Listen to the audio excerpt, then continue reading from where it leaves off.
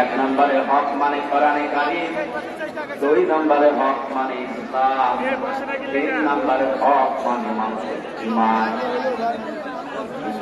যেহেতু পৃথিবীতে যত কথা আছে সব কথার ভেতরে কোনো না কোনো সন্দেহ, মিথ্যা, সংশয় এরকম থাকতে পারে।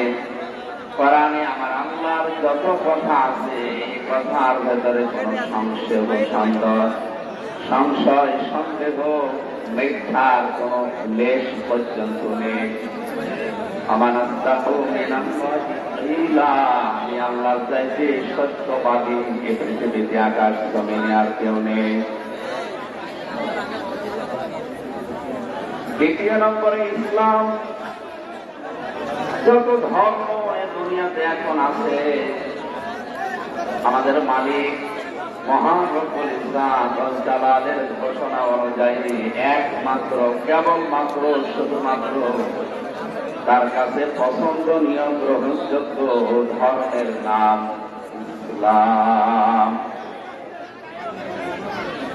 কোরআনে কারীমে আল্লাহ তাআলা বলেন ইন্নাদ-দীনা ইনদাল্লাহিল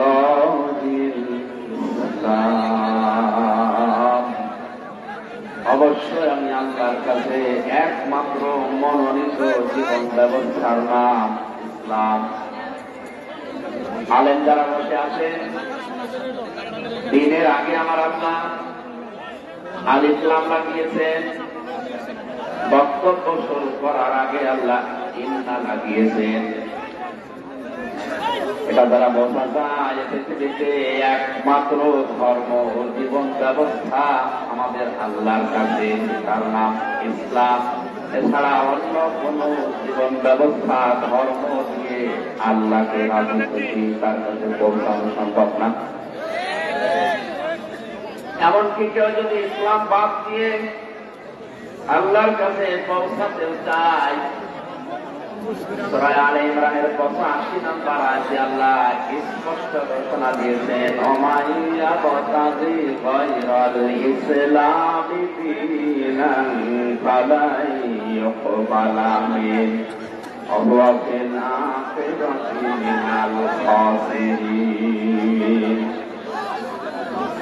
ইসলাম বাদ দিয়ে অন্য কোন নিয়ম নীতি, ধর্ম, জীবন ব্যবস্থা, কোন আদর্শ এগুলো দিয়ে যদি কেউ আল্লাহ পর্যন্ত যেতে চায় তার জীবনের কোনো কিছু আল্লাহর দরবারে কবুল হচ্ছে না, পশ্চিমকালে হবে না।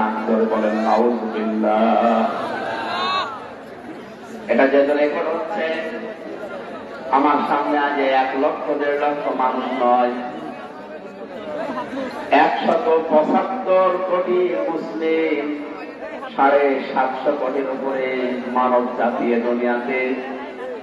সবাইকে উদ্দেশ্য করে আমি আমির হামজা ঢাকার ময়দান থেকে ঘোষণা দিচ্ছি, কোরআনে কারীমের আয়াত অনুযায়ী ইসলাম বাদ দিয়ে দুনিয়ার কোন নিয়ম নীতি, কোন ধর্ম দিয়ে আমাদের আল্লাহকে রাজি খুশি তার কাছে পৌঁছানো সম্ভব নয়। বাকিটা আপনার বিবেকের উপর। অওয়াফিল আখিরাতি মিনাল খাসিরিন, এই কথাটা আর মারাত্মক। আমরা যারা আখিরাতে বিশ্বাসী, কিয়ামতের জবাব দিতে হবে বলে আমরা বিশ্বাস করি, আল্লাহ বলেন ইসলাম বাদ দিয়ে যদি অন্য কোন নিয়ম নীতি, ধর্ম, আদর্শ, জীবন ব্যবস্থা দিয়ে আল্লাহকে রাজি খুশি তার পর্যন্ত যেতে চায়, লোকটার জীবনের কিছু কবুল হবে না। শুধু এতটুকু না, ওই লোকটা সব চাইতে বড় ক্ষতিগ্রস্ত হবে আখিরাতে। বলেন নাউযুবিল্লাহ। আমাদের আজকের আলোচনার বিষয় সামনে আসবে ইনশাআল্লাহ। সুতরাং আমরা কিয়ামত যারা বিশ্বাস করি, ইসলাম ধর্ম জীবন ব্যবস্থা হিসাবে যারা মেনে নিয়েছি,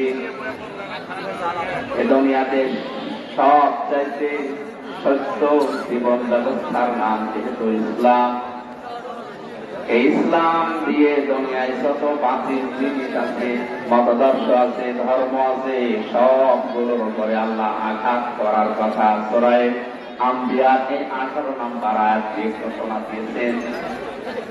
3 নম্বরে হকের ব্যাখ্যায় মুফাসসির লিখেছেন হক মানে ঈমান। যেহেতু আল্লাহর কাছে ঈমান ছাড়া দুনিয়ার কোনো আমল কবুল হওয়া সম্ভব নয়, এজন্য এই ময়দানে এখান থেকে কোরআনের আয়াত দিয়ে হক সত্য বাস্তব বিষয়গুলো দিয়ে যখন আঘাত করা হবে মানুষের ব্রেনে, মেধায়, মানুষের মগজে, বাতিল যত চিন্তা ভাবনা আছে ওগুলো ইনশাআল্লাহ সব চূর্ণ বিচূর্ণ হয়ে যাবে।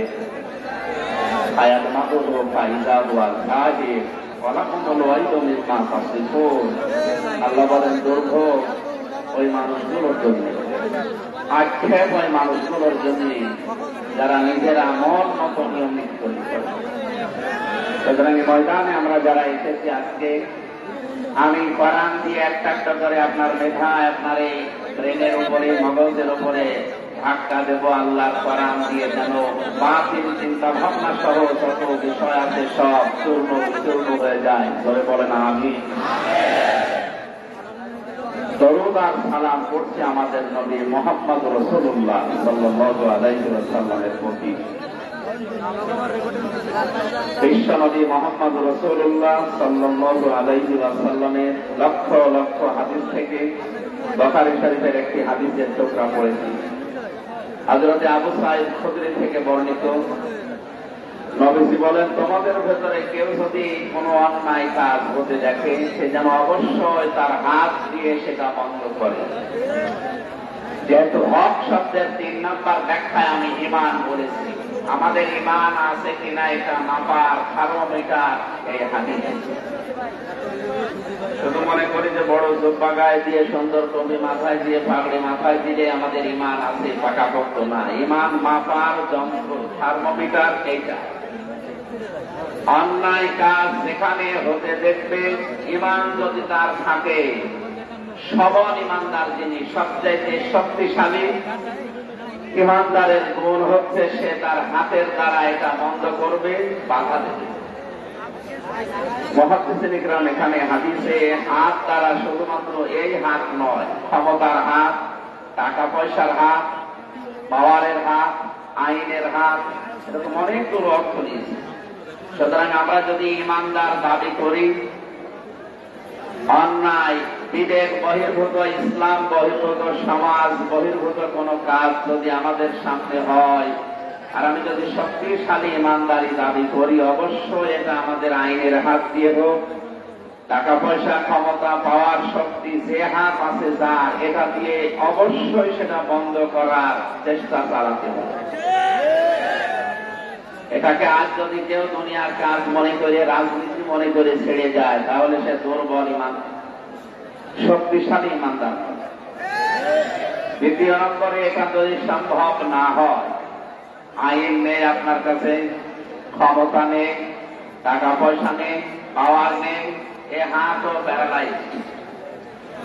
দ্বিতীয় নম্বরে, আপনার মুখ দ্বারা অবশ্যই এটা প্রতিবাদ করা লাগবে, মানববন্ধন করে হোক, পেপার পত্রিকায় দিয়ে হোক, এই মিডিয়ার মাধ্যমে হোক, সভা সমাবেশ করে হোক, যে কোনো কায়দা এটা যেন বন্ধ হয়।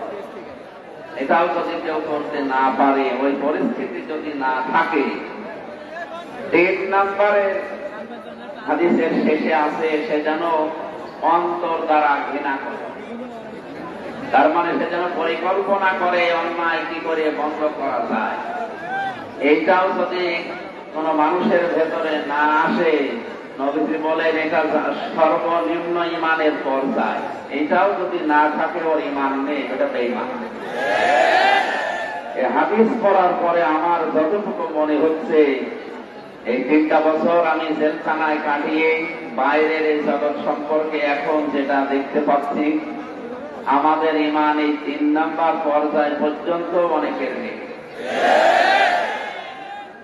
আমরা তো অন্ধপ্রকোষ্ঠে ছিলাম 3টা বছর, ওখানে থেকেও যতটুকু দেখেছি, অনেকে মনে করে জেলখানায় সংশোধনাগার এটা, এখানে গেলে মনে হয় মানুষ আল্লাহর ওলি হয়ে যায়। ওখানে গেলে আল্লাহর ওলি হওয়ার সেই সিস্টেম গুলো এখন চালু নেই। যদিও সংশোধনাগার লিখে দিয়েছে, এটা বাস্তবতা অনেক কম। সংশোধন হওয়ার জন্য যে রাস্তা, যে নিয়ম নীতি, যে পদ্ধতিগুলো দরকার, ওইগুলো এখন জেল কোড পরিবর্তন করে আমার মনে হয় ওগুলো চালু করা দরকার। ওখানেও অন্যায়, অবৈধ অত্যাচার হচ্ছে।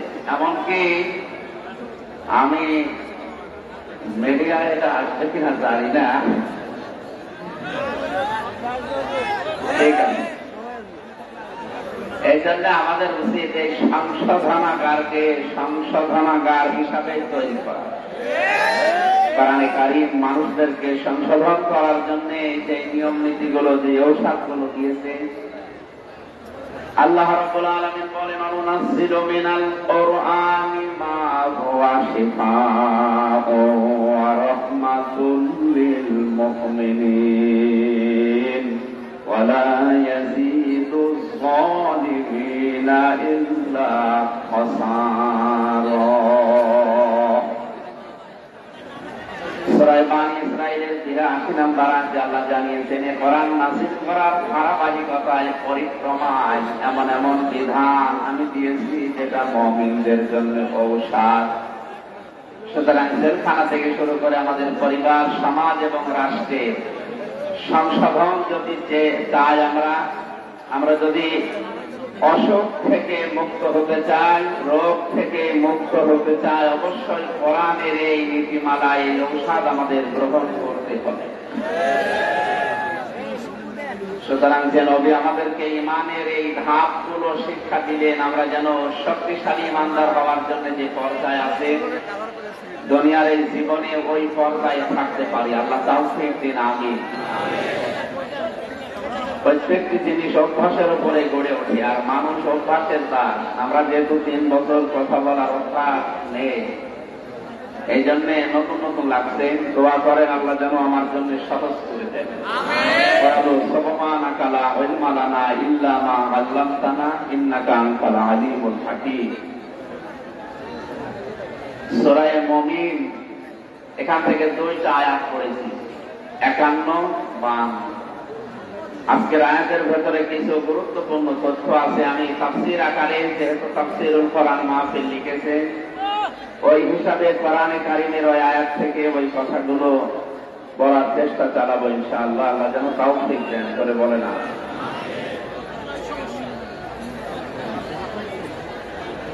আমরা একটু আওয়াজ বেশি করে ফেলছি, আপনারা যারা শুনতে পাচ্ছেন, যারা পাচ্ছেন না, যেহেতু অনেক মিডিয়ার বাইরে এসেছে, কালকে এটা ইন্টারনেটে চলে যাবে, ওখান থেকে নামিয়ে নিয়ে একটু আওয়াজ বন্ধ করেন। আপনার জন্য যদি হাজারো মানুষ শুনতে ডিস্টার্ব ফেল করে, তখন কিন্তু বলা হবে, ওয়াইযা কুরিয়াল কুরআনু ফাসতামিউ লাহু ওয়া আনসিতু লাআল্লাকুম তুরহামুন। এখানে কোরআন পড়া হয়, কোরআনের আলোচনা আরম্ভ হয়, 2টা আদেশ আল্লাহ এখানে দিয়েছেন। চোখ থাকা লাগবে, শ্রবণ করা লাগবে। সুতরাং শোনাও এখানে এখন ফরজ, চোখ থাকাও ফরজ। ওয়াজিব 2টা বিষয় এখানে আছে, 2টা ইসলামের দৃষ্টিতে। সুতরাং আপনারা চোখ থাকবেন, এটা আল্লাহর নির্দেশ। 2 নম্বরে, যতক্ষণ কষ্ট হচ্ছে আমিও দেখতে পাচ্ছি, একটু সহ্য করেন। মন্ত্রী মহোদয় আসবেন কিছুক্ষণ পরে। আমরা এই আয়াত থেকে যতক্ষণ আমার শরীর যাচ্ছেন অসুস্থ, ভেতর থেকে আসার পরে এই কয়েকটি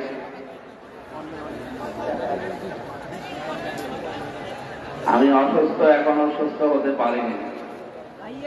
ভেতরের খাবার আপনারা জানেন সেরকম ভালো না, আর আমার যে শরীর এমনি চলে না, তার উপরে অলম লাগানো।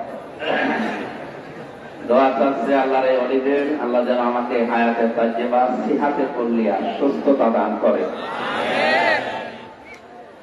আমি লাইভে এসে বলেছিলাম এই নির্বাচনের আগে অনুষ্ঠানে সেরকম যাব না। চট্টগ্রামে গিয়েছিলাম মুফতি হারুন ইসহাক সাহেবের আমন্ত্রণে, ফিলিস্তিনি মুসলমানদের পক্ষে সংহতি সমাবেশে যোগদান করার জন্য। আজকের এই অনুষ্ঠানটা আসলে হওয়ার কথা ছিল না। কাশেম ভাই আসলে বড় ভাই একদিকে, আর ওনার কথা ফেলা যায় না, এই কারণে আরো আশা, আর আমার শরীরও পাচ্ছে। জবান খুলে আপনারা আগে কোরআনের আয়াত পড়েন। যদি আশপাশে কোনো শয়তান থাকে, মানুষ শয়তান হোক আর জিন শয়তান হোক, চলে যায়। আউযু বিল্লাহি মিনাশ শাইতানির রাজীম। বিসমিল্লাহির রাহমানির রাহিম।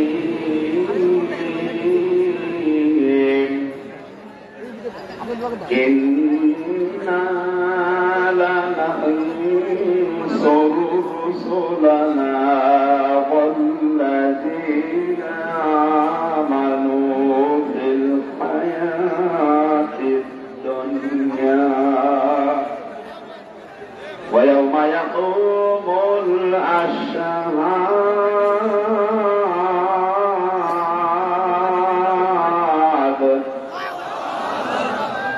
আল্লাহ পাক বলেন, ইন্না অবশ্যই আমরা বা আমি, লানানসুরু লামে তাকিদ, নানসুরু আনসুরু নানসুরু, অবশ্যই অবশ্যই আমরা সাহায্য করব, করছি করব, রুসুলানা আমাদের রাসূলদেরকে, ওয়াল্লাযীনা আমানু শব্দের দিকে খেয়াল করার জন্য বলছি। কোরআনের প্রত্যেকটি শব্দ গবেষণামূলক। আল্লাহ রাসূলদের কথা জানানোর পরে আল্লাহ ঈমানদারদের নাম দ্বিতীয় পয়েন্টে দিয়েছেন। অবশ্যই অবশ্যই আমরা সাহায্য করছি করব আমার রাসূলদেরকে এবং যারা ঈমানদার তাদেরকে। বলেন সুবহানাল্লাহ। সুতরাং আল্লাহর সাহায্য এটা শুধুমাত্র রাসূলদের জন্য আর ঈমানদারদের জন্য। কোন বেঈমানের জন্য আল্লাহর সাহায্য এখন নেই, ভবিষ্যতেও থাকবে না। কখন করবেন আল্লাহ এটা? ফিল হায়াতিদ দুনিয়া, পার্থিব এই জীবনে, ওয়া ইয়াউমা ইয়াকুমুল আশহাদ, এবং যেদিন মানুষ দণ্ডায়মান হবে তার মাঝে কিয়ামতের ময়দানে। আয়াতের ভেতরে আমরা দুইটা তথ্য পেয়েছি। আল্লাহর সাহায্য রাসূল এবং ঈমানদারদের জন্য দুনিয়া এবং আখিরাতে। করে বলেন আল্লাহু আকবার। এই আয়াত থেকে প্রশ্ন আসে, তাহলে প্রথম নম্বরে আল্লাহ সাহায্য করবে রাসূল না রাসূল? বহু বছর আল্লাহ দিয়েছে, জানিয়েছেন যারা রাসূল আমি পাঠিয়েছি নবী রাসূল করে, অবশ্যই অবশ্যই তাদেরকে সাহায্য করছি করব। প্রশ্ন আসতে পারে, রাসূল এখন আর নেই, কিয়ামত পর্যন্ত আসবেও না, তাহলে রুসুলানা বহু বছর শব্দ দেওয়া আল্লাহ ঠিক হয়নি। আয়াতের অর্থ যেটা বললাম এ অনুযায়ী আল্লাহর এই রুসুলানা শব্দটা এখন দেওয়া ঠিক হয়েছে।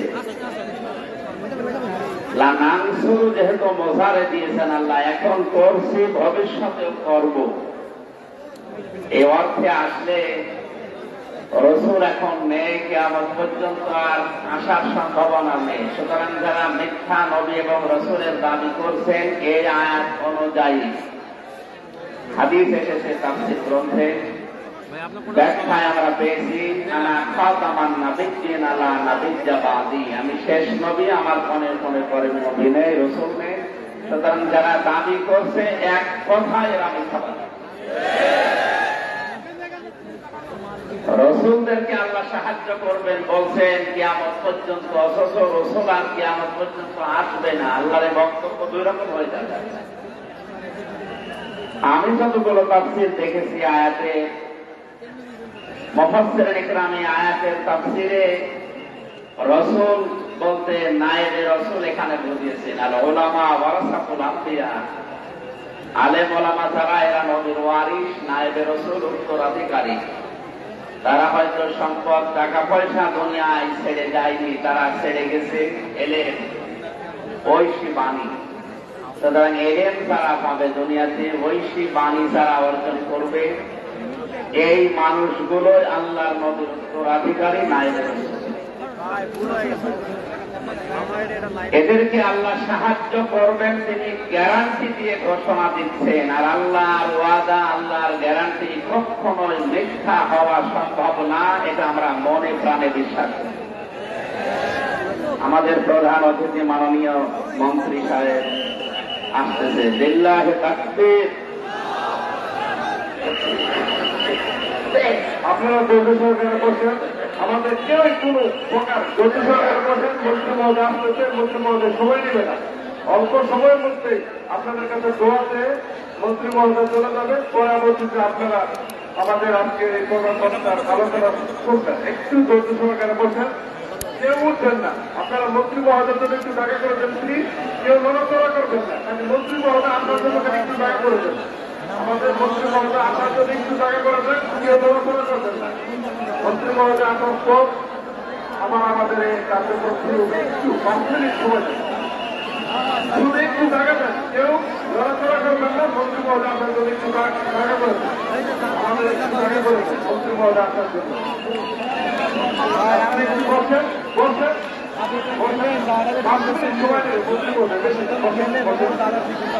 সবাই সুন্দরভাবে বসে যাচ্ছি। মন্ত্রী মহোদয়কে একটু আপনার জন্য সুযোগ করে দেবেন। বসেন বসেন, উনি এসেছেন আপনাদের কাছে দোয়া চাইতে। বসেন।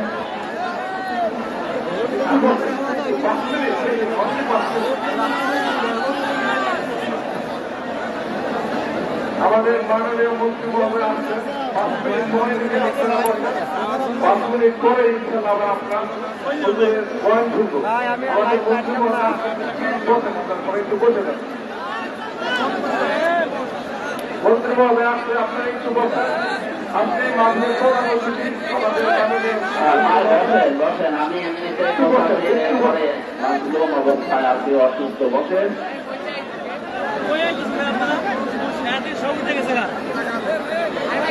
আমাদের মন্ত্রী মহোদয় আসছে,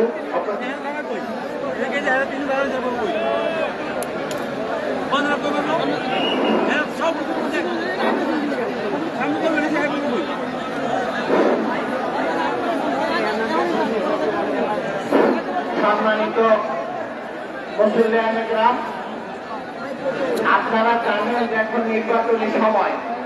দয়া করে 5টা মিনিট সময় দেবেন দোয়া করার জন্য। ডাক্তার এনামুর রহমান এমপি, উনি এবারও 2বার উনি সাংসদ মন্ত্রী, এবার উনি প্রতিদ্বন্দ্বী। ওনার প্রতিটা লোকরা আপনার একটু সময় দেবেন, 5টা মিনিট।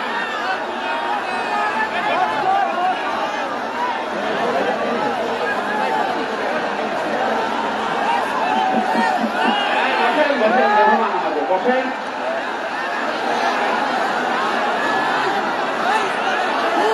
আরে ভাই আপনারা বুঝেন না কেন? উনি তো প্রধান অতিথি, 5 মিনিট সময় দিব। আপনারা বুঝেন না কেন? এই কারণে মাহফিলটা হচ্ছে, ওনার অনুমতির কারণে মাহফিলটা হচ্ছে। একটু বুঝার চেষ্টা করবেন তো, এই মাহফিলটা সম্পূর্ণ অনুমতি উনি দিতে পারেন। এই যে সুন্দর আয়োজন না, উনি মাহফিল আমাদের মাননীয় মন্ত্রী মহোদয় বসেন, আমরা তাফসীর আকারে কথা বলবো। বসেন, আমাদের মেহমান এসেছে, প্রধান অতিথি। বসেন, আপনি বসেন। এখন আপনাদের সম্পর্কে দোয়া চাবেন এই সাভার আসুরিয়ার জাতীয় মানুষের নেতা, উনি অত্যন্ত ভালো মানুষ। ডক্টর এনামুর রহমান আপনাদের সামনে এখন দোয়া চাবেন।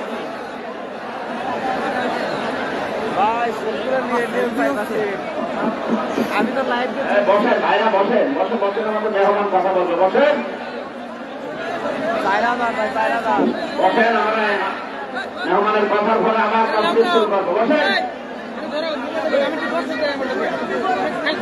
মেহমানের কাছে বেল শুরু করবো। এমনিতে জায়গা হয়ে গেছে কম, মানুষ হয়ে গেছে বেশি। হ্যাঁ, বাকিগুলো বসেন তো, বসেন।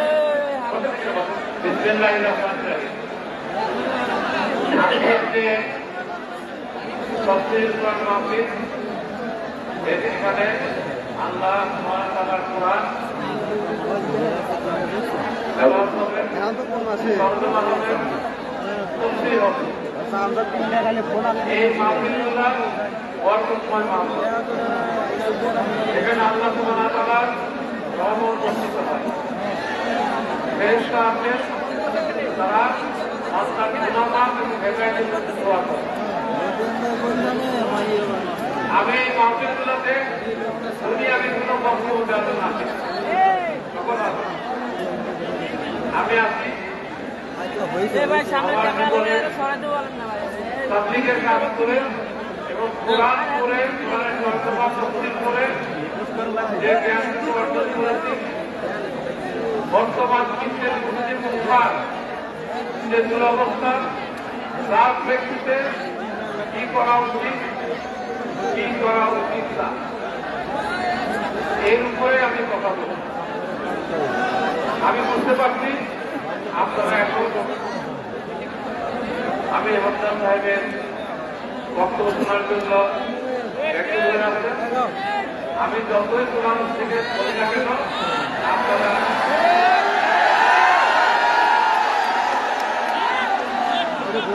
আমিও মানুষকে সম্মান করি, মানুষের মতামতকে সম্মান করি। আপনাদের যে চাওয়া সেটাকে আমি সম্মান করে আমি আজকে আর বয়ান করি। আমি চেয়েছিলাম কোরআন থেকে সেটা করবো না।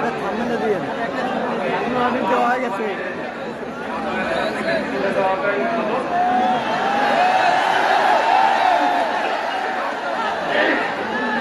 আপনারা আমার জন্য দোয়া করবেন। আমি গত বছর সেবা করেছি, আমি 19 বছর ডাক্তারি করেছি। আবারও আল্লাহ সুবহানাহু ওয়া তাআলার আদেশ থেকে সিদ্ধান্ত হয়েছে, তিনি আমাকে মনোনীত করেছেন।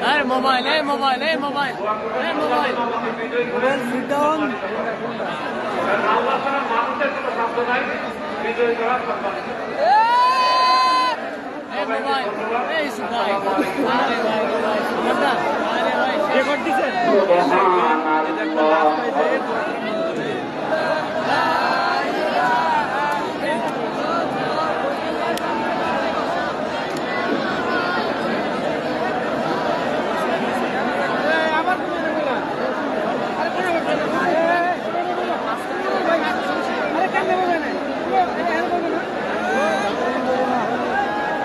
আমরা কেউ ধাক্কা ধাক্কি না করি, আরামে বসি, আরামে বসি। আলহামদুলিল্লাহ লা ইলাহা ইল্লাল্লাহ সুবহানাল্লাহ। সামনে তো বসেন। সুবহানাল্লাহ আলহামদুলিল্লাহ লা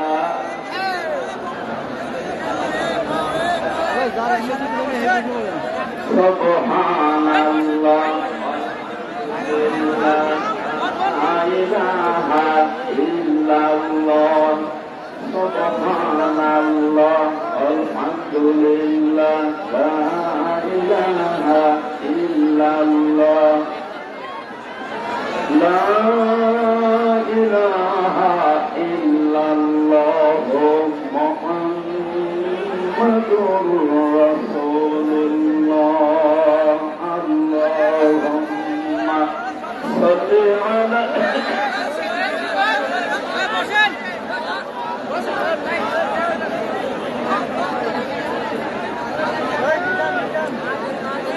وعلى آل سيدنا مولانا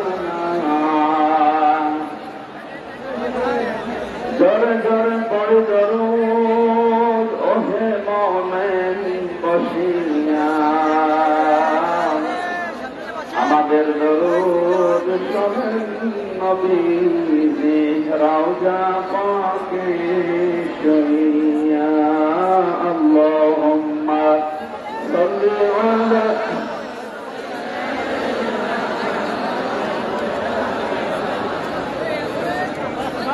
وعلى آل سيدنا مولانا। আমার ভাইরা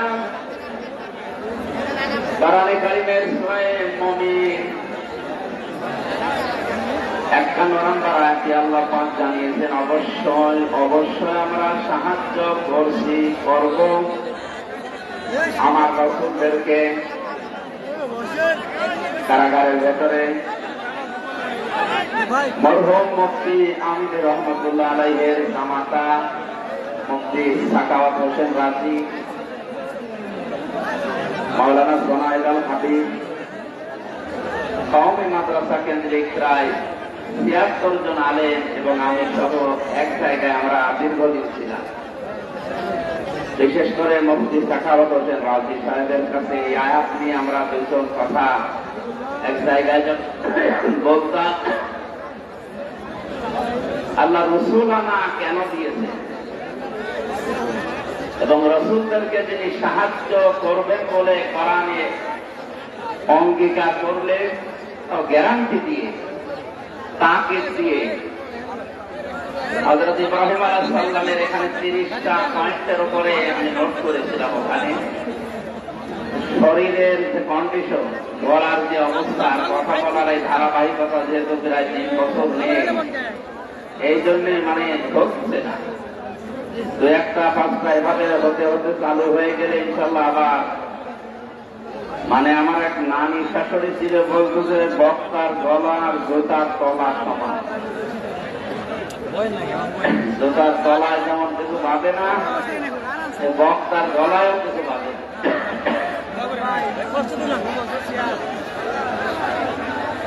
মিডিয়া এগুলো এত উৎসাহ করেছে যখন মানুষের দেখতে পাচ্ছে না, তো নিচু করে দিতে পারবে না। এখন তো আর সম্ভব না, দিনের বেলায় অন্তত এখানে একটা যদি বাস দিয়ে ঘিরে দিতে জিকির করেন, 1 মিনিট মতো জিকির করেন, আমরা আল্লাহর রহমত কামনা করে তাফসীর এইভাবে তো হয় না, বারবার ডিসকাস করে সুবহানাল্লাহ আলহামদুলিল্লাহ লা ইলাহা ইল্লাল্লাহ সুবহানাল্লাহ আলহামদুলিল্লাহ লা ইলাহা ইল্লাল্লাহ সুবহানাল্লাহ আলহামদুলিল্লাহ লা ইলাহা ইল্লাল্লাহ লা ইলাহা ইল্লাল্লাহ মুহাম্মাদুর রাসূলুল্লাহ।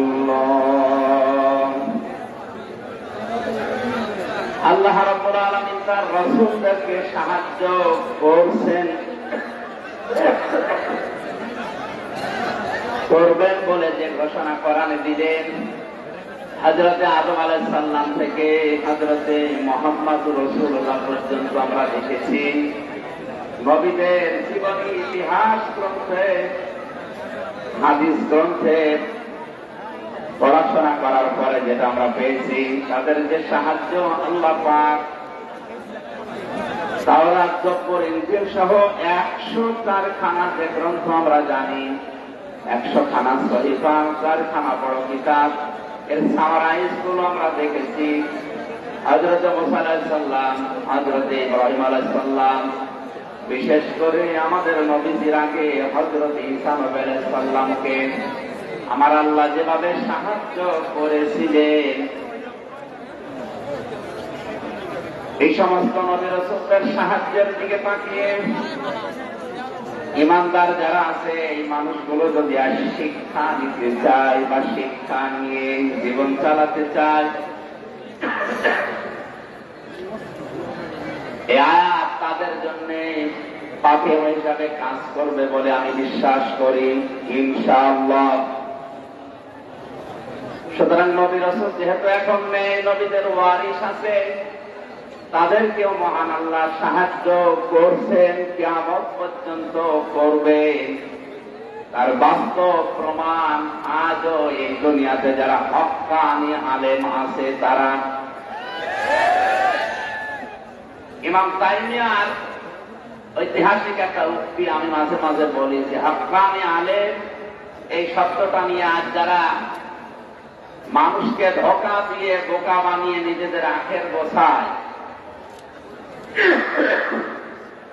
আসলে হক্কানি আলেম তার কিতাবের ভেতরে পেয়েছি 3টা জায়গায় তিনি উল্লেখ করেছেন এদেরকে পাওয়া যায়। তোমরা যদি দেখতে চাও ওই জায়গাগুলোতে খোঁজ করবে।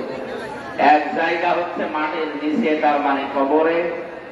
2 নম্বরে জিহাদের ময়দানে, যারা আল্লাহ দ্বীনকে কায়েম করার জন্য সর্বাত্মক ভাবে চেষ্টা চালাচ্ছে লড়াইয়ের ময়দানে। 3 নম্বরে যারা জালেমের জেলখানায় অন্ধকার প্রকোষ্ঠে বসে আছে। আজ হক্কানি আলেমের নাম নিয়ে 4-5 লাইন ডিগ্রি দিয়ে এমন এমন মানুষের নাম আমরা বিভিন্ন পোস্টারে দেখি, নাম খুঁজে পাওয়া যায় না, হকের ডিলার হয়ে বসে। কারাগারের ভেতরে দেখলাম একজন সভাপতির পরিচয় পেলাম যে কি আপনি, বলে আমি আল্লাহর দলের সভাপতি। মোবাইল দেওয়া যাবে না। এরকম প্রায় 19টা সংগঠন পেয়েছি কারাগারের ভেতরে, যেগুলো বাইরে থাকতে কোনোদিন নামও শুনি না। সম্মানিত মুসল্লিকরাম বা ভাইরা, আমরা আল্লাহর সাহায্য এটা ইব্রাহিম আলাইহিস সালামের জীবনে দেখেছি, হযরত মুসা আলাইহিস সালামের জীবনী কোরআনের ভেতরে দেখেছি, হযরত ঈসা নবীর জীবনে কোরআনে দেখেছি। তাদেরকে আল্লাহ সাহায্য করেছিলেন। যেহেতু এখন আর নবী রাসূল নেই, আসবে না, এখন আলেমদেরকে আল্লাহ সাহায্য করছে, তার বাস্তব প্রমাণ এই পৃথিবীর হক্কানি আলেমরা।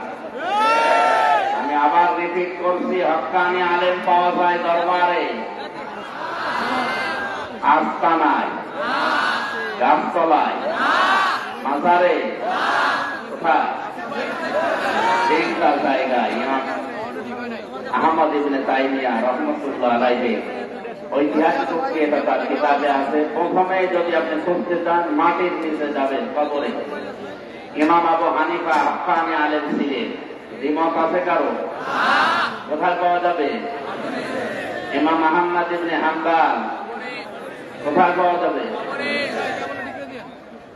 এই জন্য হক্কানি আলেম আপনি যদি খোঁজ করতে চান, তাদেরকে আপনি সর্বপ্রথম খোঁজ করে দেখবেন মাটির নিচে তারা আছে, কবরে আছে। 2 নম্বরে আজ যারা জান বাজি রেখে আল্লাহর কালেমাকে বুলন্দ করার জন্য, কালিমাতুল্লাহি হিয়াল উলিয়া, জিহাদের ময়দানে যারা কাজ করছেন জীবন হাতে নিয়ে, এরা হচ্ছে আল্লাহর এই বান্দার দৃষ্টিতে তারা হক্কানি আলেম। 3 নম্বরে হক্কানি আলেম পাবেন পৃথিবীর বিভিন্ন দেশে জালেমদের জুলুমে যারা অন্ধ কষ্টে দুঃখে দুঃখে দিন কাটাচ্ছে। আব্বাস মাদানি আলজেরিয়া কারাগারে আজ 28 বছর। আমাদের 3টা বছরেই হাত লেগে গেছে, তারা আজ 28 বছর এরকম বিভিন্ন জেলখানায় জালেমের জুলুমের শিকার হয়ে দিনাতিপাত করছে তারা। আল্লাহ এই মজলুম, এই হক্কানি আলেমদের হায়াতে তাজ্জেবা সিহাতে কুল্লিয়া যেন দান করেন, বলেন আমিন। আয়াতের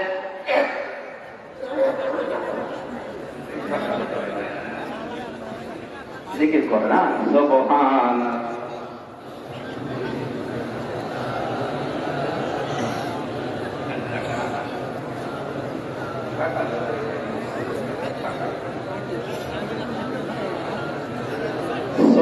সুবহানাল্লাহ আলহামদুলিল্লাহ লা ইলাহা ইল্লাল্লাহ আলহামদুলিল্লাহ লা ইলাহা ইল্লাল্লাহ লা ইলাহা ইল্লাল্লাহ মুহাম্মাদুর রাসূলুল্লাহ। আমরা আল্লাহর সাহায্য চাই না, চাই না? আল্লাহর সাহায্য ছাড়া আপনি 1 সেকেন্ডও বেঁচে থাকতে পারবেন না। ভেতরে যে শ্বাস গেছে এটা যদি আর বের না হয়, আপনি মারা যাবেন। এদের আল্লাহর সাহায্য আমাদের প্রতি সেকেন্ডে, প্রতি পদে পদে দরকার। আল্লাহর সাহায্য আল্লাহ সর্বপ্রথমে আজ ঘোষণা দিলেন কাদের নাম? রাসূলদের। বলেন কাদের নাম? রাসূলরা নেই এখন, তাদের উত্তরাধিকারী আলেমরা। কারা? এই আলেমদেরকে আল্লাহ সাহায্য করবেন ঘোষণা দিচ্ছেন। এনাদের বিরুদ্ধে যদি কেউ ষড়যন্ত্র করে সে যেন রাসূলদের বিরুদ্ধে ষড়যন্ত্রে লিপ্ত হয়।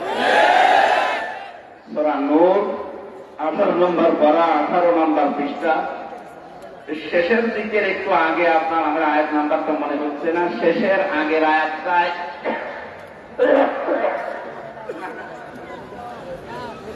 এই জন্য আসলে অনুষ্ঠানগুলো এখনই শুরু করতে চাচ্ছিলাম না, তবে আরো 15-20 দিন একটু বিশ্রামে থাকার দরকার।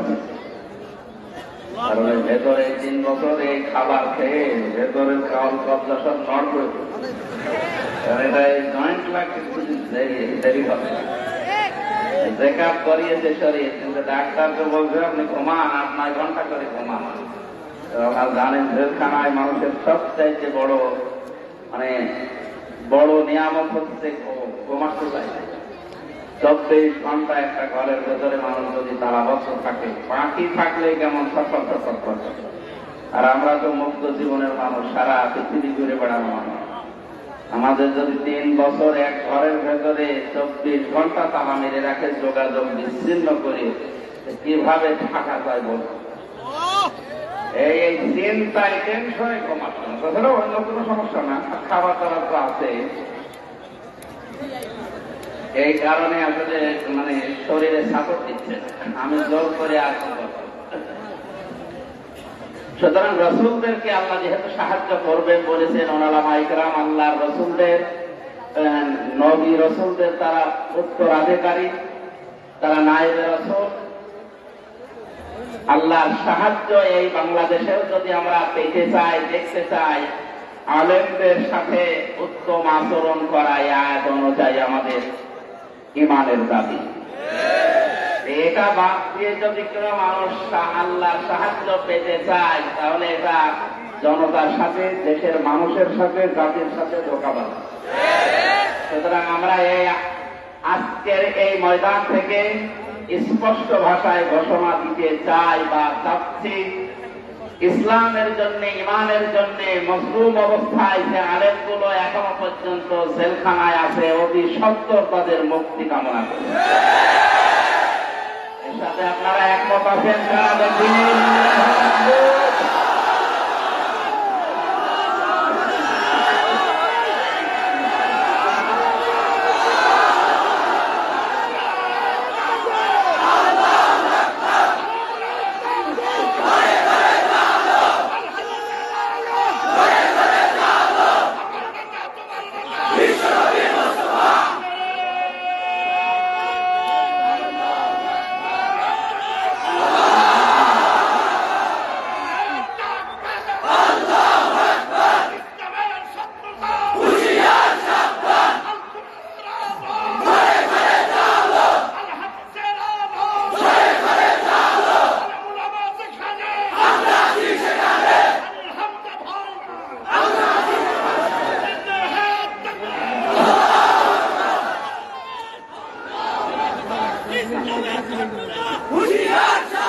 আলহামদুলিল্লাহ ভাই, আমার দাদা জেলখানায় থাকা অবস্থায় বিদায় নিয়েছে, মারা গেছে।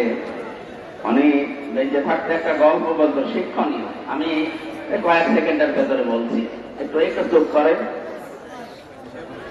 উনি বলছিল একবার দোকানদার, তার কর্মচারী আছে একজন, তার নাম ইসলাম। দোকানদারের একটা মেয়ে ছিল, নাম হচ্ছে শান্তি।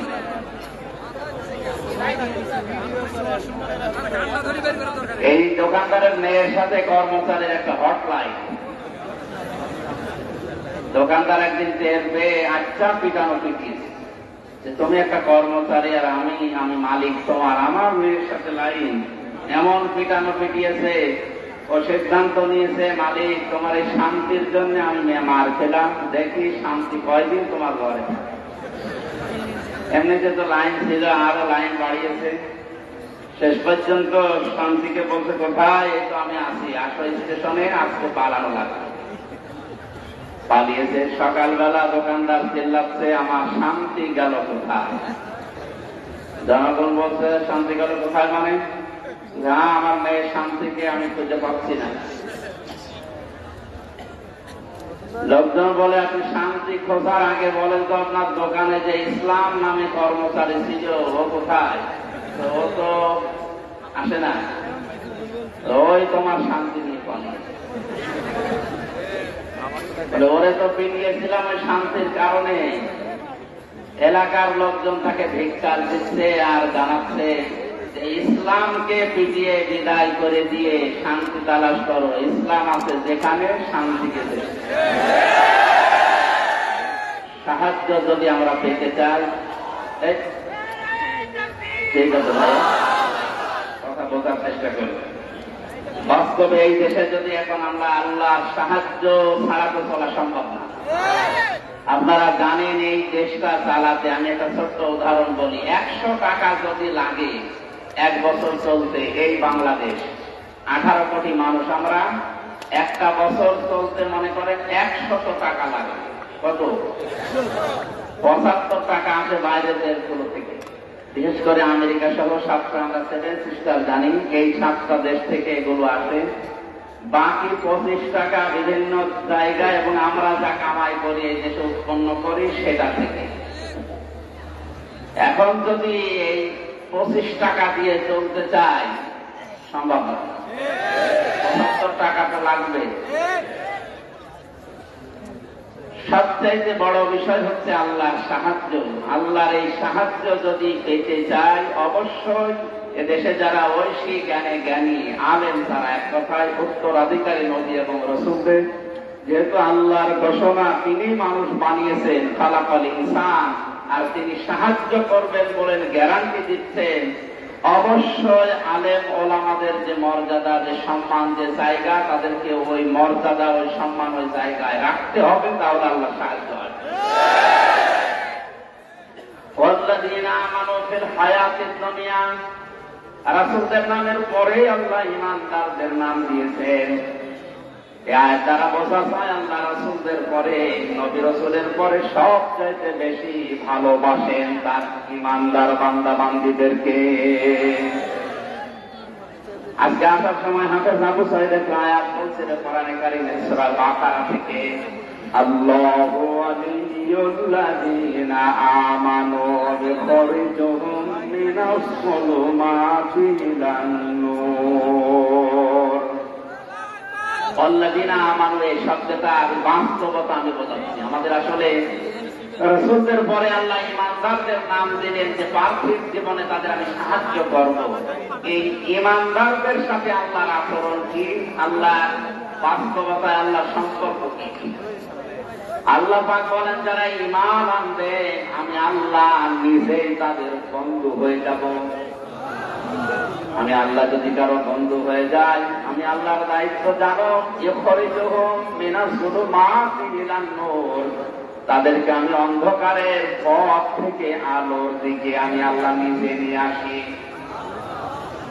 এখানে অন্ধকার মানে মানুষের তৈরি করা নিয়ম নীতি, আইন কানুন, মত পথ, রীতিনীতি যাই বলে, আর আলো মানে একমাত্র ইসলাম, একমাত্র কোরআন, আল্লাহর দেখানো পথ। সুতরাং আল্লাহ ঈমান যদি আমাদেরকে দয়া করে দান করেন, আমরা যদি ঈমানদার হতে পারি, অবশ্যই অন্ধকারের যত পথ আছে সবগুলো থেকে মাইনাস করে বের করে আল্লাহ তার ইসলামের দিকে, আলোর দিকে আমাদেরকে নিজ দায়িত্বে নিয়ে যাবেন। 18 কোটি মানুষের ভেতরে আমি এই জায়গায় বসে আপনাদেরকে এই প্রশ্নটা করছি বিবেকের কাছে। আল্লাহ যেহেতু ঈমানদারদের বন্ধু, অন্ধকার এবং জুলুমাত যেহেতু বহু বছর, অন্ধকারের পথ, মত, বাতিল, ফেরকা এগুলো অনেক বেশি, সবগুলো থেকে শুধুমাত্র ইসলামের দিকে, আলোর দিকে আল্লাহ যাদের নিজ দায়িত্বে চালাচ্ছে, তাদের জীবনে আয়াত অনুযায়ী সৌভাগ্যশালী। এখন আপনি আয়াতের ভেতরে আছেন কিনা, বাস্তবতায় আপনি মিলান। এখনো পর্যন্ত যদি মানুষের তৈরি করা নিয়ম নীতি প্রতিষ্ঠার আন্দোলন বন্ধ করে আল্লাহর আইন প্রতিষ্ঠার আন্দোলনে যুক্ত হতে না পারে, তাহলে আপনার জীবন 8 আনা 4 আনা নয়, 16 আনায় লেখা। এর প্রমাণ পড়ে না। আল্লাযীনা কাফারু, ইউখরিজুহুম মিনান নূরি ইলাজ যুলুমাত আল্লাযীনা কাফারু আউলিয়াউহুমুত তাগুত। যারা কাফের, আল্লাহ পাক বলেন তাদের বন্ধু, তাদের অভিভাবক, তাদের গাইডলাইন দেয় শয়তান, তাগুত। আমি আল্লাহ যদি কারো বন্ধু হয়, আমার দায়িত্ব যেমন অন্ধকার থেকে বের করে আলোর দিকে নিয়ে আসা। শয়তান যদি কারো বন্ধু হয়ে যায়, শয়তানের দায়িত্ব তাদেরকে আলোর দিক থেকে বের করে অন্ধকারের দিকে নিয়ে যাওয়া। আলো আর অন্ধকারের ব্যাখ্যা তো এক কথায় বললাম, আলো মানে ইসলাম, আর অন্ধকার মানে মানুষের তৈরি করা নিয়ম নীতি। আর নাম ধরে বলা লাগবে? সুতরাং ইসলাম বাদ দিয়ে অন্য নিয়ম নীতি নিয়ে যারা পরিবার, সমাজ এবং রাষ্ট্র চালাচ্ছে, এরা সব অন্ধকারে আছে। এদেরকে শয়তান আলোর দিক থেকে বের করে অন্ধকারের দিকে নিয়ে যাচ্ছে। এরপরেও যদি মানুষগুলোর বিবেক না খোলে, আমার মনে হয় ওদের বিবেকের উপরে পুকুরে বসাতে। আপনি যদি এখন বাড়িতে যে দেখেন যে আপনার স্ত্রী অনেক শিক্ষিতা, ধার্মিক, ভদ্র, কিন্তু গালি দিচ্ছে, শুকরের বাচ্চা, কুকুরের বাচ্চা, এরকম গালি দিচ্ছে আপনাকে, আপনার রাগ হবে না?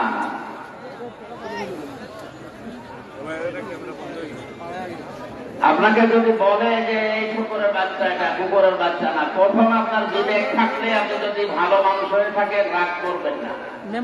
এই কারণে যে এটা শিক্ষিতা, ভদ্র, এত ধার্মিক, তাহাজ্জুদ পর্যন্ত ছাড়ে না।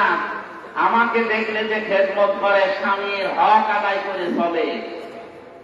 এখানে যারা মেয়েরা আছেন, আমি কয়েক মিনিটের ভেতরে এই মেয়েদের কয়েকটা দায়িত্বের কথা বলি। সম্মানিত মা বোনেরা, শুধু নামাজ পড়ে রোজা রেখে, অনেকে মনে করে আমি কালো বোরকা পরে চলি, পর্দায় থাকি, আমি জান্নাত পেয়ে বসে আছি। না, জান্নাত পাওয়ার জন্য নবীজি যে 4টা কথা জানিয়েছেন হাদিসে, তার অন্যতম হচ্ছে নেককার হওয়ার জন্য স্বামীর আনুগত্য করে চলা। তিরমিজি শরীফের হাদিসে এসেছে, কেউ যদি নেককার নারী হতে চায়, কমপক্ষে 4টা গুণ তার ভেতরে মাস্ট বি থাকতেই হবে। 1 নম্বরে, স্বামী তার দিকে তাকালে সে তাকে আনন্দ দেবে, খুশি করবে।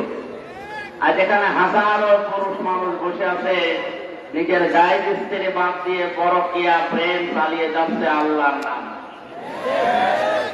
বলতে, ঠিক পরকীয়া প্রেম আমরা আল্লাহর নামে করে। এটা যেহেতু কমন হয়ে গেছে, এখন আর চলছে, এই জন্য অনেকে মনে হচ্ছে এরকমই জবাব দিচ্ছে। সম্মানিত মা বোনেরা, আপনাদেরকে আমি আহ্বান জানাচ্ছি, আপনি জায়েজ একজন থাকার পরেও যে লোক তার নিজের স্ত্রী বাদ দিয়ে অন্য নারীর দিকে আসক্ত, অন্য নারীর প্রতি, এটা শুধু একমাত্র তারই দোষ দিলেই না, আপনাকে আল্লাহ দিয়েছেন যা, তার ভেতরেও তাই দিয়েছেন যার প্রতি সে আসক্ত। সুতরাং আপনাকে আমি আহ্বান জানাচ্ছি, তাকে, আপনাকে আল্লাহ যা দিয়েছেন এগুলো উজাড় করে দেন, ও যেন রাস্তা থেকে অন্তত ফিরে আসে। এখন বলেন আমি সব দিয়েছি, এরপরও ফিরে না। হ্যাঁ, এরপরের দায়িত্ব ওর উপরে বর্তাবে। নেককার নারীর 1 নম্বর বৈশিষ্ট্য এটা, স্বামী তার দিকে তাকাবে, সে স্বামীকে খুশি করবে, আনন্দ দেবে। অঙ্গভঙ্গি দিয়ে হোক, কথাবার্তা দিয়ে হোক, হাসি দিয়ে হোক, কাঁটো দিয়ে হলো না, আমি হাতের খোরাকি চাই। আপনার স্বামী স্ত্রী কাঁটো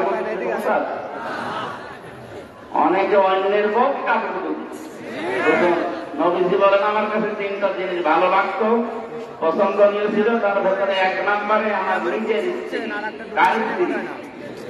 আমাদেরকে এই হাদিসটা বাস্তবে আমাদের মেনে চলা দরকার। আমাদেরও স্ত্রী অনেকে ভালো লাগে, কিন্তু নিজেরটা বাদ দিয়ে অন্যটা।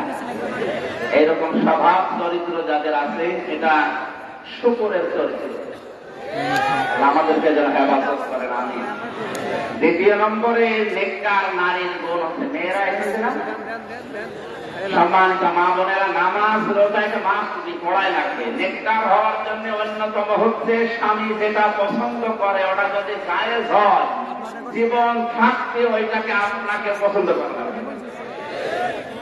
আমি সহ এখানে যত স্বামী আছে বলেন তো, প্রত্যেকটা স্বামী পছন্দ করে, চাই যে বিয়ের পরেও যেন তার মা বাবা তার সাথে থাকে।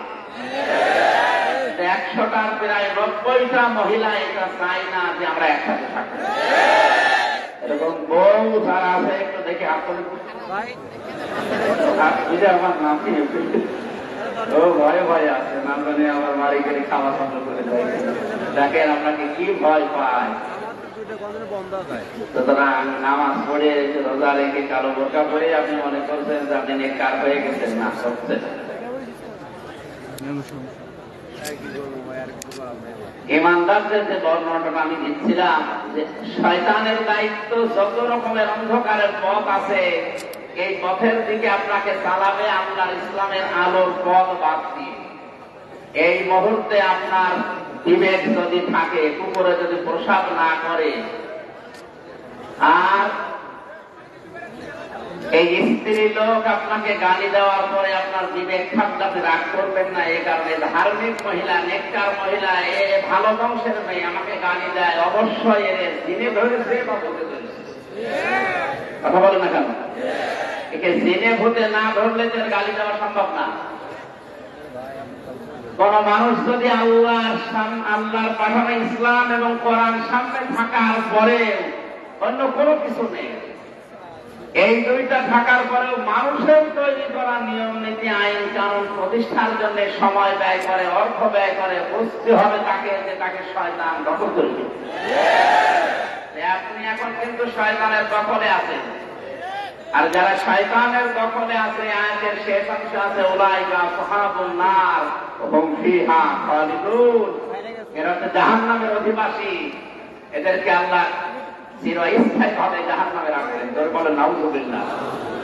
সুতরাং আমরা আল্লাহ বন্ধু হওয়ার জন্য ইমানদার হওয়া শর্ত, আর ইমানদারদেরকে আল্লাহ সাহায্য করবেন বলে আয়াতে ঘোষণা দিয়েছেন দুনিয়া এবং কিয়ামতের যেদিন মানুষ দাঁড়াবে সেই দিন। ইয়াউমা ইয়াকুমুল আশহাদের ব্যাখ্যা সূরা মাআরিজের ভেতরে আছে। এই আয়াতের ব্যাখ্যা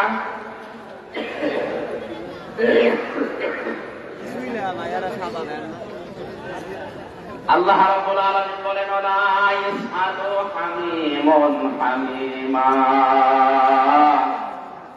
ইয়াওমা ইযিন ইয়াওয়াদ্দুল্লাযীনা কাফারু। সেদিন কোন বন্ধুত্ব চলবে না। ফাইদা নফিখা ফিস সূরি ফালা আনসাবা বাইনাহুম ইয়াওমাইযিন ওয়ালা ইয়াতাসাআলুন। সূরা মুমিনুনের 101 নম্বর আয়াতে আল্লাহ জানিয়েছেন সিংহায় যেদিন প্রকার দেওয়া হয়ে যাবে, দুনিয়ায় যত রকমের সম্পর্ক আছে সব সম্পর্ক কাজ হয়ে যাবে। কিয়ামতের এই কঠিন ময়দানে কোন মানুষ নিজের পরিচয় অন্যের কাছে তুলেও ধরবে না, পরিচয় যাদের সাথে ছিল তাদের সাথে পরিচয় দেওয়ার চেষ্টাও করবে না। ওয়ায়াউমা ইয়াকুমুল আশহাদ, কিয়ামতের এই কঠিন ময়দানে মানুষ যখন দণ্ডায়মান হবে, তার মানে সাক্ষীরা যখন সাক্ষ্য দেওয়ার জন্য দাঁড়িয়ে যাবে। আজ বাংলাদেশ সহ বিশ্বে হাজার হাজার লক্ষ লক্ষ মিথ্যা সাক্ষী দেওয়ার কারণে নিরপরাধ মানুষগুলো তার দেওয়ালের মাঝে বন্দী হয়ে আছে। আমার যে মামলা ছিল, আমার বিপক্ষে যারা সাক্ষী দিয়েছে, কোরআনে কারীম আমার পক্ষে দেওয়া আছে, আমি নিজে আল্লাহর দিকে তাকিয়ে বলছি যে মামলা সহ কেস সহ যারা সাক্ষী দিয়েছে 1 থেকে একেবারে শেষ পর্যন্ত টপ টু বটম পুরা তাই অন্যায় মিথ্যা। সুতরাং মিথ্যা সাক্ষ্য দেওয়ার কারণে যে 3টা বছর আমার জীবন থেকে নষ্ট হয়ে গেল, নিজ থেকে উপর পর্যন্ত যারাই জড়িত ছিল এই 3টা বছর কিন্তু কিয়ামতের ময়দানে আল্লাহর সামনে আমি আপনার কাছে জিজ্ঞাসা করব। ওয়ায়াউমা ইয়াকুমুল আশহাদ, সাক্ষী সেদিন যারা দণ্ডায়মান হবে, দুনিয়ার এই বিভিন্ন সাক্ষীর কারণে আজ অনেকে ধরা খেয়ে যাচ্ছে সত্য মিথ্যা। কিয়ামতে এরকম দুর্বল সাক্ষী নয়, মানুষের সাক্ষ্য দেওয়া আরম্ভ হবে তার শরীরের এই অঙ্গ প্রত্যঙ্গ দিয়ে। ইয়াওমা নাখতিমু আলা আফওয়াহিহিম ওয়া তুকাল্লিমুনা আইদিহিম ওয়া তাশহাদু আরজুলুহুম বিমা কানু ইয়াকসিবুন। মুখের উপর আল্লাহ মোহর লাগিয়ে দেওয়ার সঙ্গে সঙ্গে মানুষের হাত, শুধু এই হাত না, ক্ষমতার হাত দিয়ে মানুষের উপরে যারা জুলুম করেছে, ক্ষমতার ওই হাত তাদের বিরুদ্ধে সাক্ষী দেবে। আইনের হাত দিয়ে যারা মানুষের উপরে জুলুম করেছে, আইনের ওই হাত তাদের বিপক্ষে সাক্ষ্য হয়ে দাঁড়াবে। আজ 3.5 হাত বডি এই মানুষের সাক্ষ্য দেয় বাস্তবতায়। কোর্ট কাছারিতে, সিএমএম কোর্ট, জজ কোর্ট, হাইকোর্ট, সুপ্রিম কোর্টের দিকে তাকিয়ে দেখে কিভাবে মানুষ নিঃশ্বাস হয়ে যাচ্ছে। কিয়ামতে আল্লাহ যখন নিচে দাঁড়াবে, হাকিমের চেয়ারে বসবে, সাক্ষীগণ সাক্ষ্য দেওয়ার জন্য দণ্ডায়মান হবে। আপনার বিরুদ্ধে কত সাক্ষী রেডি হয়ে আছে, কারো কাছে বলা লাগবে না, আপনি নিজেই তার জন্য যথেষ্ট। আমি এই বাস্তবতায় এসে যেটা বুঝতে পারছি, হাজার মানুষের বিরুদ্ধে আজ কত সাক্ষী যে জোগাড় হয়ে আছে, দাঁড়িয়ে আছে। সাক্ষীগণ যেদিন দাঁড়াবে, দণ্ডায়মান হবে ওই দিন। আল্লাহ আমাদেরকে যেন বাঁচান, তার নিজ রহমতে ধরে বলেন আমিন। ইয়াওমা লা ইয়ানফাউ যালিমিনা মা'যিরাতুহুম। শব্দের দিকে খেয়াল করেন। ইয়াওমা লা ইয়ানফাউ, নাফা ইয়ানফাউ এটা মোজারে, বর্তমান, ভবিষ্যৎ, প্রেজেন্ট, ফিউচার। এখন থেকে শুরু, এটা কিয়ামতের ওই বিচারের ময়দান পর্যন্ত চলবে। আল্লাহ পাক বলেন জালেম যারা, যালিমিন দিয়েছেন আল্লাহ, জালেম যারা, তাদের উপকার হচ্ছে না এবং তাদেরকে ছাড় দেওয়া হবে না, তাদের ওজর আপত্তি গ্রহণ করা হবে না। কোরআনে আমি যত বিষয়ের আয়াত পড়েছি, আমার এই ছোট্ট মেধায় সবচেয়ে বেশি ভয় এসে জমা দিয়েছে যারা জালেম, এই সংক্রান্ত আয়াতগুলো পড়ার পর। বাংলাদেশ সহ এখন বিশ্বের দিকে তাকিয়ে যেটা দেখতে পাচ্ছি, সবচাইতে বেশি কিয়ামতে মানুষ ধরা খাবে আল্লাহর দরবারে এই জুলুম করার কারণে। এই জন্য জালেম যারা, তাদের থেমে যাওয়া উচিত। আলা তাহসাবান্নাল্লাহা গাফিলান আম্মা ইয়ামালুজ জালিমুন। আল্লাহ পাক বলেন, নবী আপনি কি ধারণা করেন, মনে করেন যে জালেমদের সম্পর্কে আমি কোন খোঁজ রাখি না, আমি গাফেল না? পৃথিবীর যে কোনো দিকে আমার দৃষ্টি আছে, সবচেয়ে বেশি দৃষ্টি দিয়ে রাখি আমি আল্লাহ জালেমদের প্রতি। ধরে বলেন নাউজুবিল্লাহ।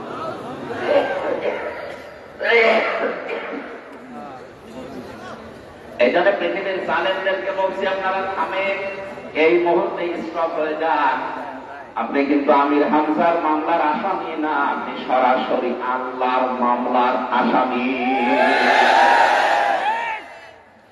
সূরা সূরা 42 নম্বর আয়াতে আছে, কোরআনে কারীমে আমি যত আয়াত পড়েছি সবচাইতে কঠিন এবং ভয়ঙ্কর আয়াত এইটা। ইন্নামাস সাবিলু আলাল্লাযীনা ইয়াযলিমুনান নাসা ওয়া ইয়াবগুনা ফিল আরদি বিগাইরিল হক উলাইকা লাহুম আযাবুন আলীম। অবশ্যই আমি আল্লাহ নিজে মামলা দায়ের করব তাদের বিরুদ্ধে যারা মানুষ হয়ে মানুষের উপরে জুলুম করবে। ইয়াসলিমুন আল মুসলিমুন আল্লাহ দেয়নি, আলেমদেরকে বলছে আল্লাহ ইয়াসলিমুন আল মুসলিমুন দেয়নি, দিয়েছে ইয়াসলিমুন আন নাস। হিন্দু কি মানুষ না? খ্রিস্টান মানুষ না? হিন্দু খ্রিস্টান বৌদ্ধ এটাই যদি আপনি মুসলিম হিসাবে মানুষ মনে করেন, তাহলে মুসলমান তারা তো আল্লাহর বন্ধু। ইমানদার যারা, তারা আল্লাহর বন্ধু।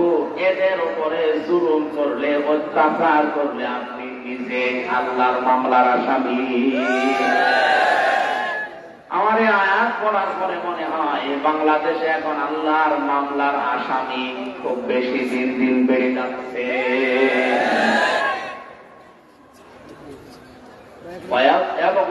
আরদি বিগাইরিল হক। দুনিয়া শান্ত হয়ে যাওয়ার পরে যারা অশান্তি করার জন্য, বিশৃঙ্খলা করার জন্য যারা বিভিন্ন রাস্তা অবলম্বন করে, চুরির মাধ্যমে, ডাকাতির মাধ্যমে, দুর্নীতির মাধ্যমে, বিভিন্ন জিনিস আত্মসাৎ করার মাধ্যমে, ভয় ভীতি প্রদর্শনের মাধ্যমে দুনিয়ার এই জীবন যারা অশান্ত করতে চায়, এদের বিরুদ্ধে আল্লাহর মামলা। সুতরাং আমাদের এই দুইটা কাজ থেকে অবশ্যই বিরত থাকা দরকার, যদি আমরা আল্লাহ এবং আখিরাতে বিশ্বাস করে থাকি। আমার ভাইরা, এই জন্য জালেমদের কোন ওজোর আপত্তি এখন চলছে না, যারা মারা যাচ্ছে কিয়ামত পর্যন্ত চলবে না। দুইটা কথা এখানে। এক নম্বরে জালেম যারা, তাদের উপর জোর আপত্তি আল্লাহর দরবারে গ্রহণ কবুল হবে না, হচ্ছে না, হবে না। শুধু এতটুকুই না, এদের উপরে আল্লাহর লানত এবং নিকৃষ্ট ঘর আল্লাহ এদের জন্য বানিয়ে রেখেছে। জুলুম অত্যাচার করে আজ পৃথিবীর ময়দানে যারা বড় বড় অট্টালিকা তৈরি করছেন, মানুষের সম্পদগুলো অবৈধভাবে জুলুম করে, ফাঁকি দিয়ে, অন্যায় বিচার করে কোটি কোটি টাকার মালিক হয়ে বিশাল বিশাল প্রাসাদ অট্টালিকা বানাচ্ছেন। এদিকে না তাকিয়ে আর একদিকে তাকান, এই জুলুমের কারণে আপনার জন্য আল্লাহর লানত এবং নিকৃষ্ট ঘর আমার আল্লাহ আপনার জন্য তৈরি করে রেখেছেন। ধরে বলেন নাউযুবিল্লাহ। আল্লাহ আমাদেরকে অন্তত এই আয়াত থেকে বাস্তবকে শিক্ষা দিতে চেয়েছেন।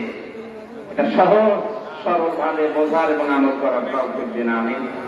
আমার শরীরের দিকে, কণ্ঠের দিকে তাকিয়ে মাপছে শেষ করছে। আজকে সামনে যদি আসি, ইব্রাহিম আলাইহিস সালামের এই যে 30টা যে পয়েন্ট বানিয়েছিলাম জেলখানায়, ওগুলো শোনাবেন আমিন, আল্লাহুম্মা আমিন। এটা মোনাজাত করে নেন। আমি অসুস্থ, মুসাফির, এরপরেও মোনাজাত করছি। একজন মুসলমান হওয়ার জন্য এসেছে একজন মা,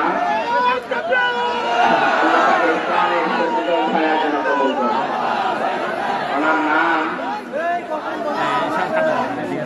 নাম হচ্ছে ইমো রায়। বর্তমান নাম পছন্দ করেছে সাইমা রহমান আনহার। বাড়ি থানা গাজীপুর, জেলাও গাজীপুর। আমি মোনাজাত করে দিচ্ছি ভাই, করার এগুলো। হ্যাঁ, এগুলো একটু বসেন, মোনাজাতটা বসে করেন, আমার শরীরটা পাচ্ছে না।